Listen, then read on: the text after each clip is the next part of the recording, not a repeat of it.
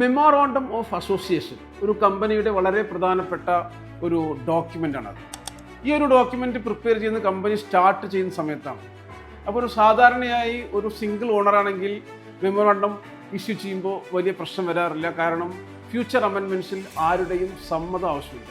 പക്ഷെ ഒരു partnership company ആണെങ്കിൽ തീർച്ചയായും എല്ലാ പാർട്ട്നേഴ്സും എക്കണോമിക് ഡിപ്പാർട്ട്മെൻറ്റിലോ ദുബായ് കോർട്ടിലോ വന്ന് സൈൻ ചെയ്താൽ മാത്രമേ ഒരു കമ്പനിയുടെ മെമ്മോറാണ്ടം അല്ലെങ്കിൽ അതോറൈസേഷൻ ചേഞ്ച് ചെയ്യാൻ പറ്റും.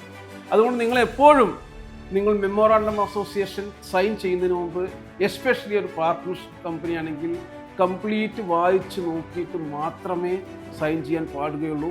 എന്തെങ്കിലും സജഷൻസ് നിങ്ങൾക്കുണ്ടെങ്കിൽ അപ്പോൾ തന്നെ നിങ്ങൾ ഓഫീസർക്ക് പറയണം. നിങ്ങൾക്കത് ഡ്രാഫ്റ്റ് വായിക്കാൻ തരും.